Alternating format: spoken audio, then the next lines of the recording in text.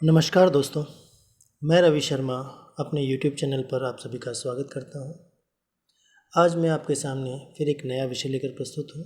आज का हमारा विषय है कक्षा 8 की पुस्तक रुचिरा भाग 3 का प्रथम पाठ, जिसका नाम है सुभाषितानी। सुभाषितानी पाठ प्रारंभ करने से पूर्व हम सुभाषितानी शब्द पर चर्चा करेंगे।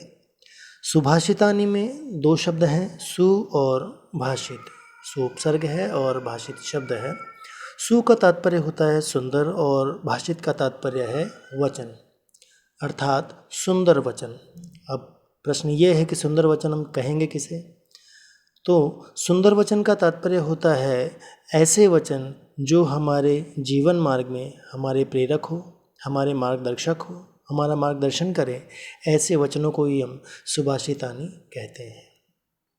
इस पाठ में विविध ग्रंथों से कई श्लोकों का संकलन करके सुभाषितानी के रूप में आपके सामने दिया गया है।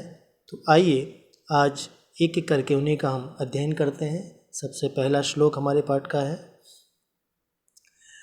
पहले श्लोक में कवि ने ये बताया है कि ये शिक्षा हमें देने का प्रयास किया है कि गुण सभी में विद्यमान होते हैं और गुणों के उपयोग पर ही, गुणों के परिणाम पर ही हम उसे गुण अथवा दोष की संज्ञा देते हैं अथवा दोष का नाम देते हैं।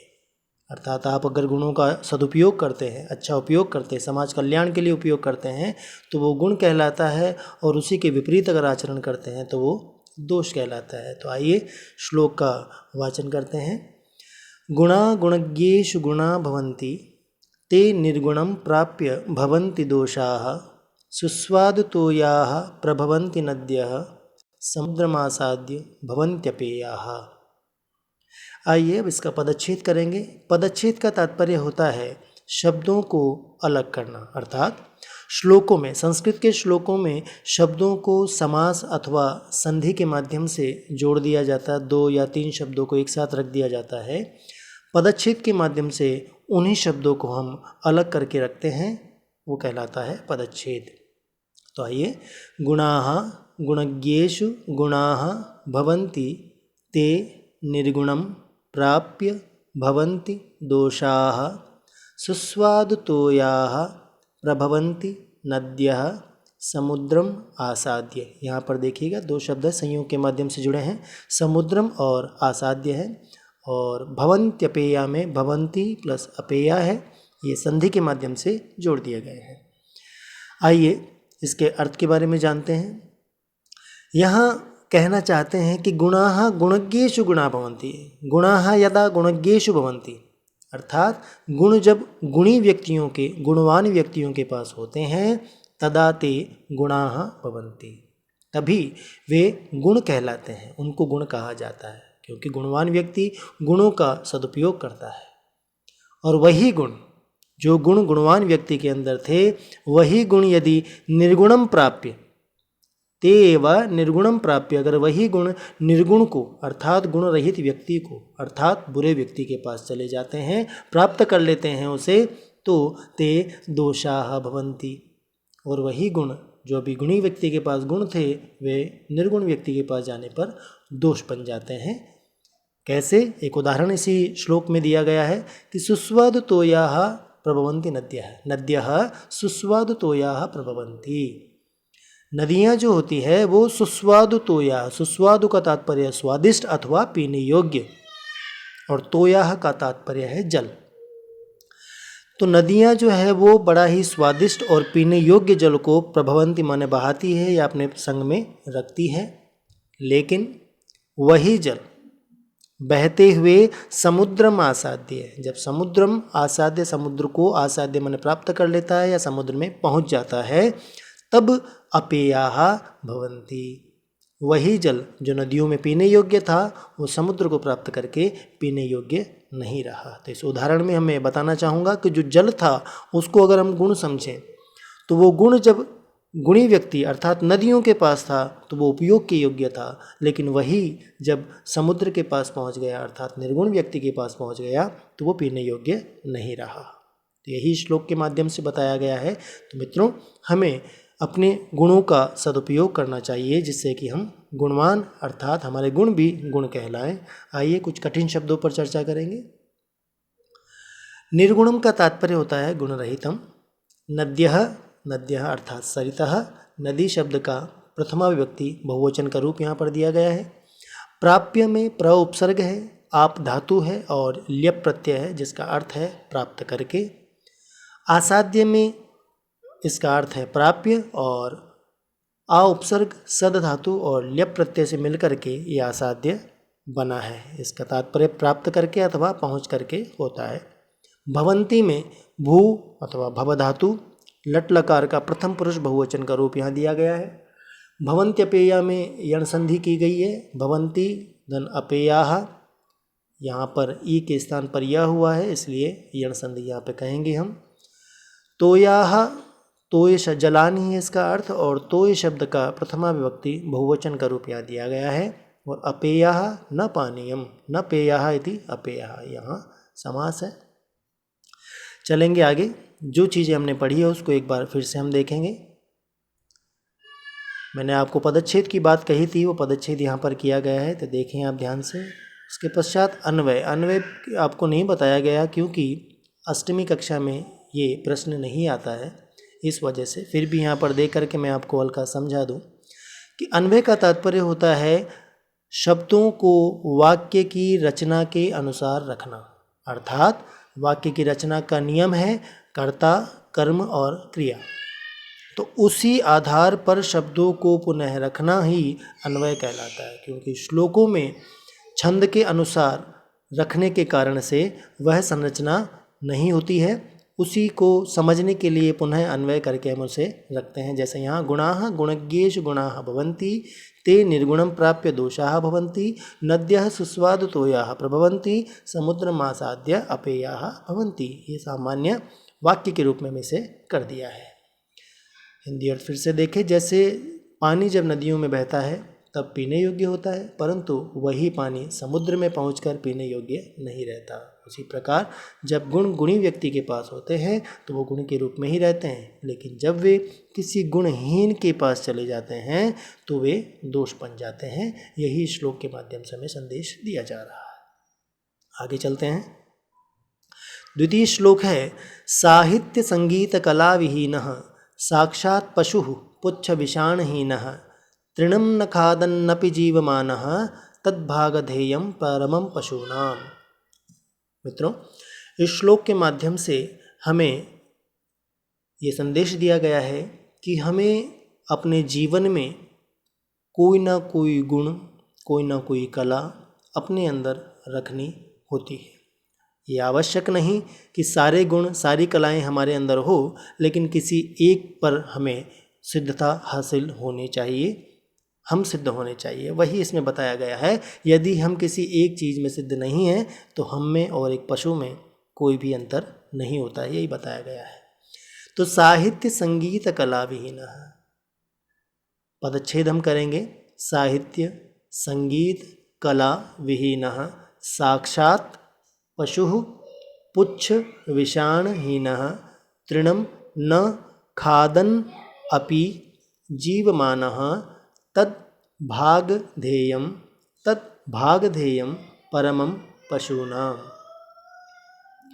तो देखेंगे यहाँ पर इसके अर्थ के बारे में जानेंगे कि साहित्य, संगीत और कला, ये तीन प्रकार के गुण यहाँ बताए गए हैं और इन तीनों गुणों के अंदर एक विशाल क्षेत्र समाहित हम कर सकते हैं। साहित्य में जितना भी साहित्य है, लिटरेचर है, जितना भी ज्ञान का भंडार हमारा है, वो सब इसके अंतर्गत आता है। और उनमें से अगर कोई भी ज्ञान आपके पास है, होना चाहिए कोई एक ज्ञान, इसी के साथ होता है संगीत। संगीत का ज्ञान सबको नहीं होता, लेकिन संगीत सबको पसंद अवश्य होता है, तो संगीत का भी पसंद होना आवश्यक है।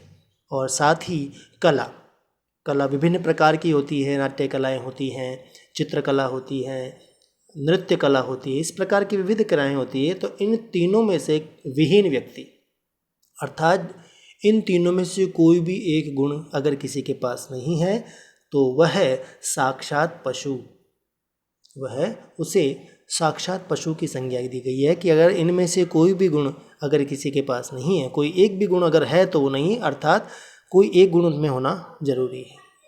अगर नहीं है तो वो साक्षात पशु है। और कैसा पशु है?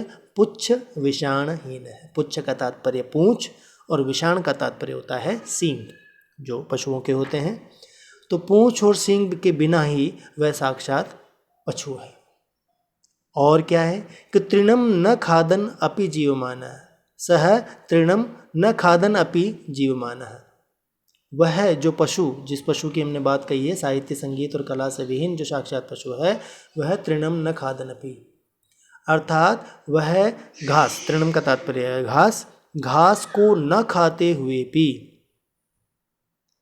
घास को न खाते हुए भी जीव माने अर्थात जीवित रहता है, अर्थात वह घास नहीं खाता है। यह पशूनाम परमम भागधेयम अस्ति। यह बात जो है कि वो पशु, जो साक्षात पशु जिसे कहा गया मनुष्य रूपी पशु है, वह घास नहीं खाता है, वह वास्तविक पशुओं का परम सौभाग्य है। किस कारण से ये बात कही गई है? क्योंकि यदि वह भी घास खाने लग जाए तो साक्षात जो पशु हैं और जो वास्तविक पशु हैं उनमें अंतर करना मुश्किल हो जाएगा, पशुओं की जाति में को संकट हो जाएगा। इस वजह से ये कहा गया है। तो मित्रों, यहाँ पर हमें ये कहा गया कि तीनों गुण हो ना हो, लेकिन तीनों में से कोई एक गुण हमारे पास होना चाहिए। एक साहित्य का भी एक विस्तृत क्षेत्र होता है, संगीत का भी विस्तृत क्षेत्र है और कला का भी बहुत ही विस्तृत क्षेत्र होता है। तो उनमें से कोई भी एक गुण हमारे अंदर होना आवश्यक है। अगर नहीं होता है तो हम साक्षात पशु हैं। आइए इसके कठिन शब्दों के बारे में जानकारी लें। साहित्य का तात्पर्य पुस्तकें, जैसे कि हमने लिस्टेड से कहा था, और भागधेयम का तात्पर्य सौभाग्य, पुच्छ का तात्पर्य होता है पूंछ, परमम मन अत्यधिक, विषाण सींग, तृणम घास, और खादन का तात्पर्य खाते हुए। यहाँ पर खाद शब्द में क्षत्रिय प्रत्यय लगाया गया है।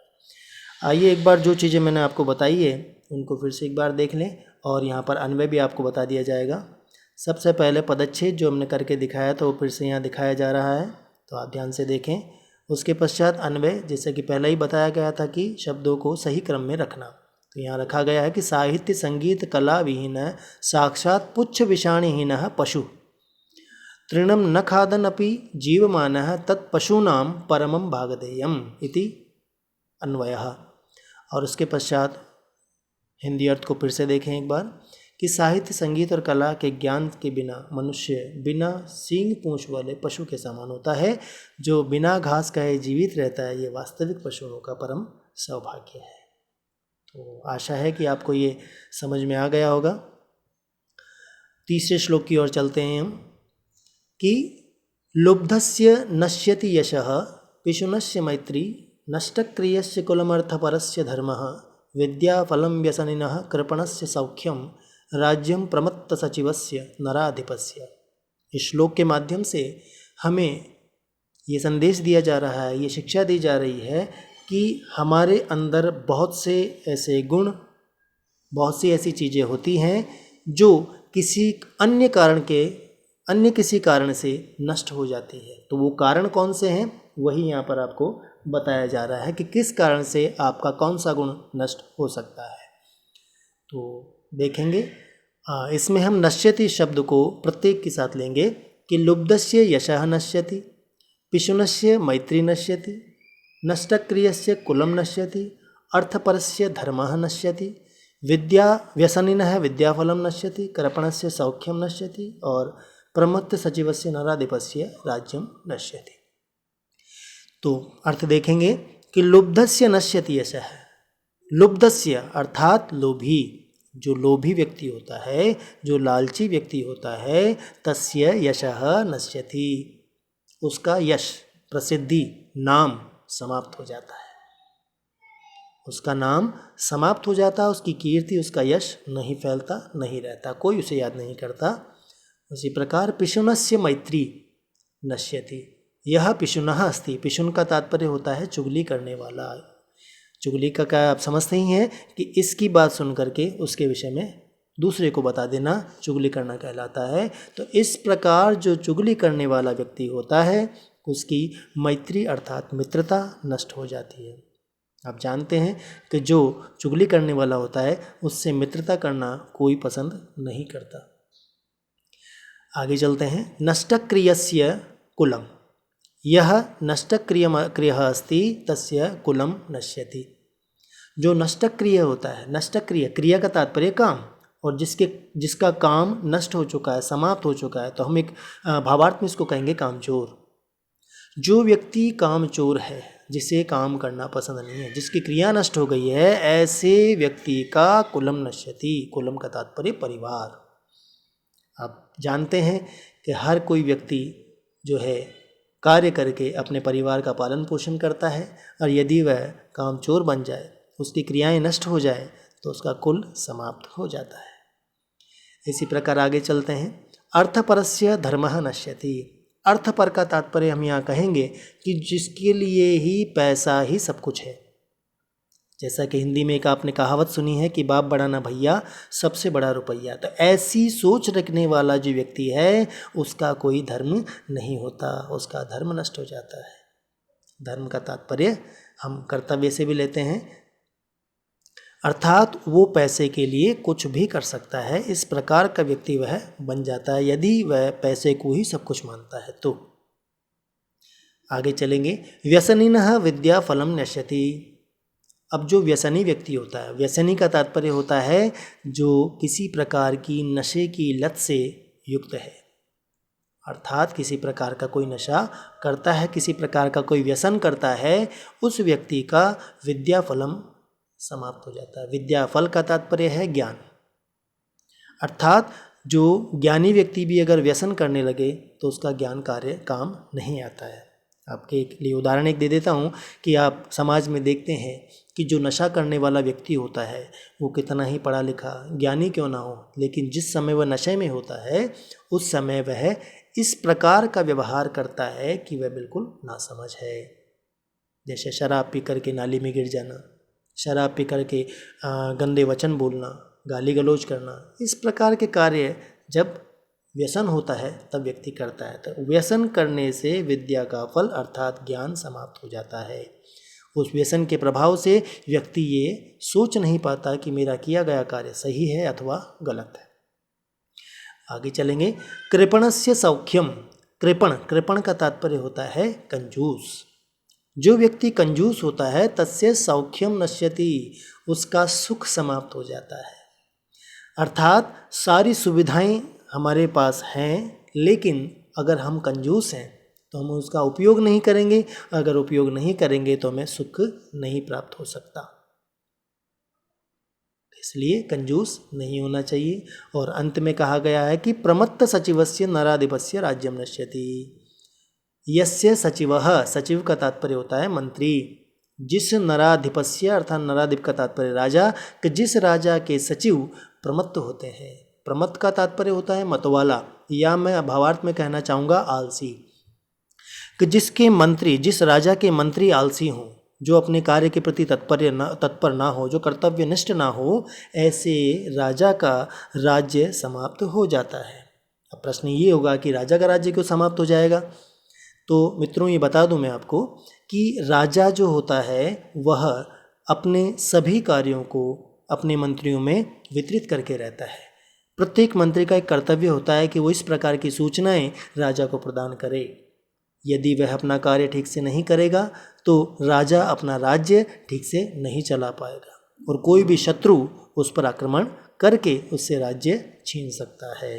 इसलिए राजा का राज्य नष्ट हो जाता है। तो मित्रों ये बताया, तो इन चीज़ों को ध्यान में रख करके इन अवगुणों को हमें हमेशा त्यागना चाहिए। आइए कुछ कठिन शब्दों को देखते हैं कि लुब्धः का तात्पर्य होता है लालची, प्रमत्त का तात्पर्य मतवाला अथवा आलसी, पिशुनः यानी चुगली करने वाला, चुगलखोर, नराधिपस्य अर्थात राजा, यहाँ पर संधि है नर प्लस अधिपः, नराधिप है और उसका षष्ठी व्यक्ति का रूप दिया गया है नराधिपस्य, यहाँ दीर्घ संधि होगी। नष्ट क्रिया का तात्पर्य है कामचोर या जिसकी क्रिया नष्ट हो गई हो। सचिवः माने मंत्री, और कृपण का तात्पर्य होता है कंजूस। आइए जो चीज़ें आपको बताई गई वो एक बार फिर से हम देखेंगे।